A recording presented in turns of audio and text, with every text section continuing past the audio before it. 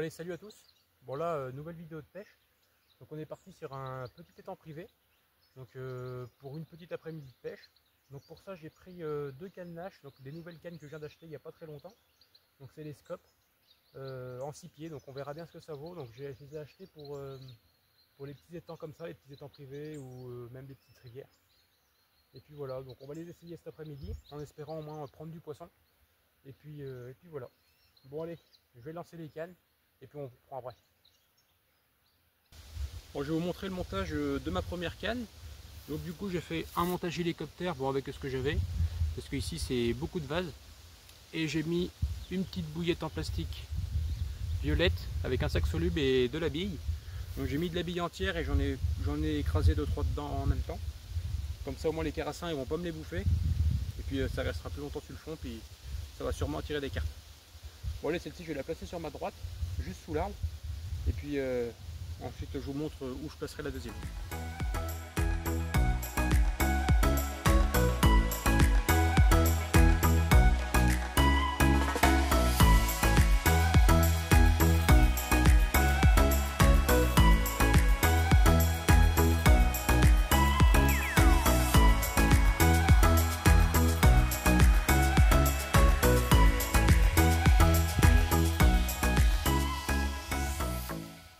Bon, celle-là est montée exactement pareil que l'autre, avec un sac soluble aussi, avec la même bouillette, etc. Donc voilà, celle-ci j'ai mis un plomb de 30 grammes, un peu plus lourd, comme je vais l'envoyer plus loin. Et celle-là qui est au bord, elle a un plomb de 20 grammes, pour essayer de rester discret quand ça tombe. Avec le sac soluble, ça fait déjà du bruit. Donc voilà. Bon, allez, celle-ci je vais l'envoyer en pleine eau, je pense. Et puis on verra bien.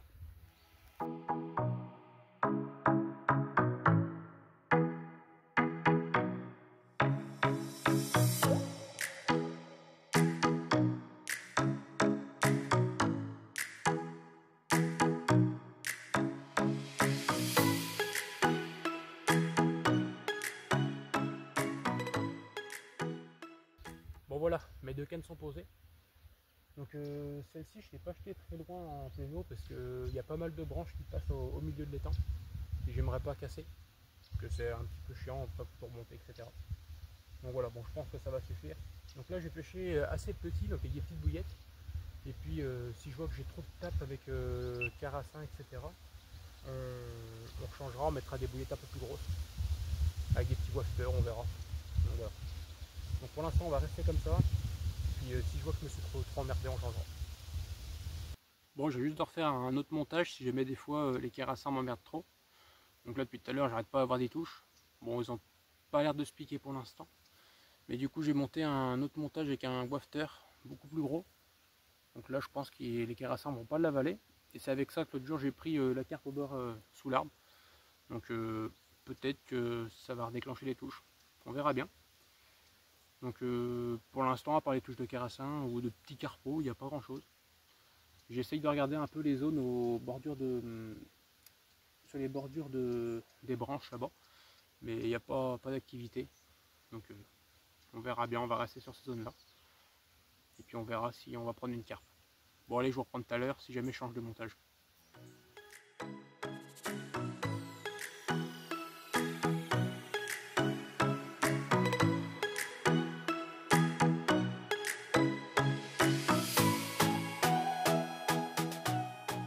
Bon là je viens juste de regarder un peu sur ma droite où il y a pas mal de branches.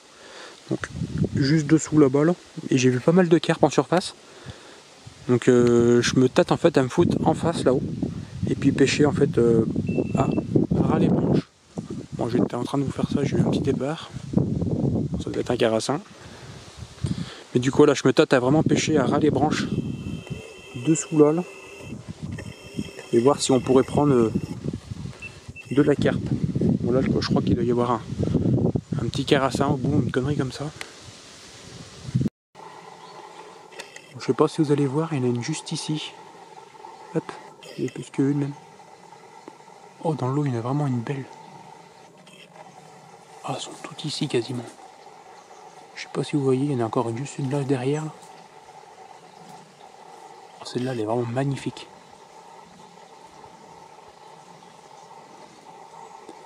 Je sais pas comment elle doit faire, mais Vraiment très très belles, mais par contre elles sont toutes vraiment dans les branches là.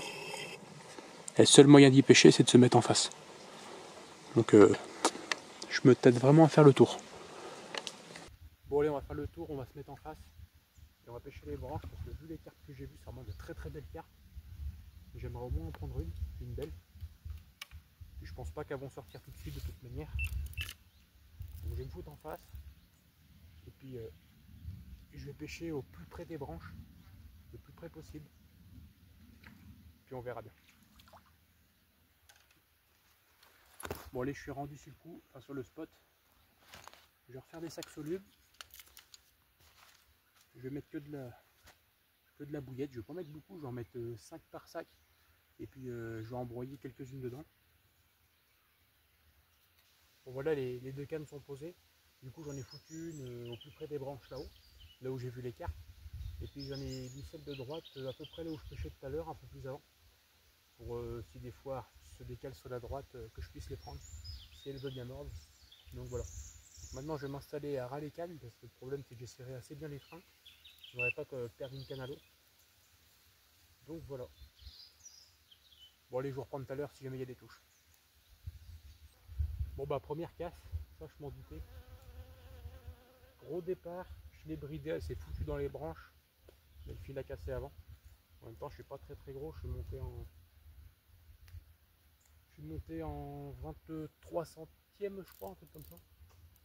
Ah bon, en tout cas elle devait être très très belle, elle devait faire au moins 6 ou 7 kilos, c'était vraiment énorme celle-là. Elle est remontée en surface, un coup de queue cassé. Bon allez, je remonte. Je vais desserrer le frein de celle-là un peu. En attendant que je remonte la canne. Et puis bah on va relancer la canne. Bon, j'ai juste de remonter la canne et j'ai remis un petit sac soluble.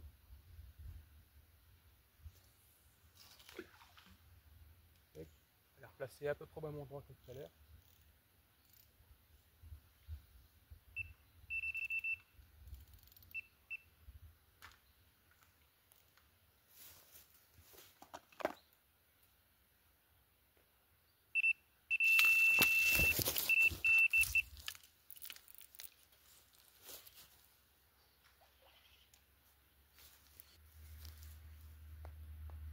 Bon, les premiers départs, sur celle où je pêchais tout à l'heure en face, on sait pas gros du tout, mais bon. C'est quand même une petite carpe.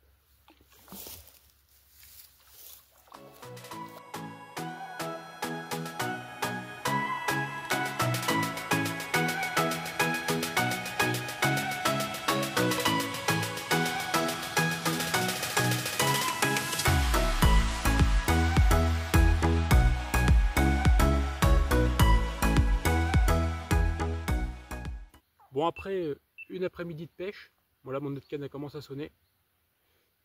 La voilà enfin, une petite carpe qui est venue me voir sur le petit wafter rose. Donc bon, ça fait plaisir. Bon, elle doit faire même pas 1 kilo, je pense. Et puis là, l'autre canne a commencé à sonner un peu.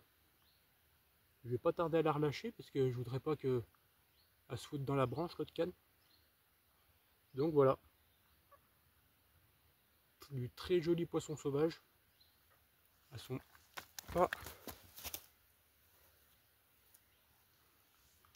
elles sont pas abîmées, rien. Vraiment des bouches très très propres. Donc voilà. Bon allez, je la remets à l'eau et puis on va essayer d'en prendre une autre.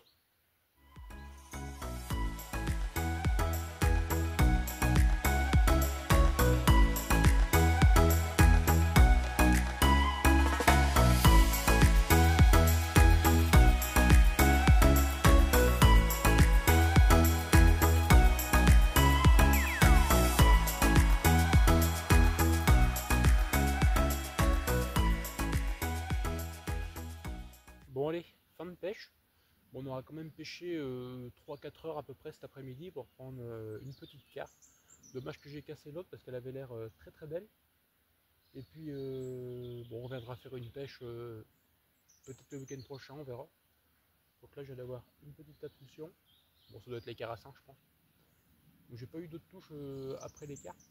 Enfin des petites touches mais pas de départ de carpe ni rien. Donc voilà, là ce que je vais faire, je vais tout ranger. Et puis je vais aller passer sur le tronc d'arbre qu'il y a en face là-bas. Et puis essayer de prendre des vidéos des carpes qui remontent en surface. Il y en a un paquet depuis tout à l'heure qui remontent. Même l'eau elle se met à bouger, bah elle bouge tout le temps d'ailleurs. Donc voilà, je pense qu'il y a encore de la carpe dans les branches là-haut.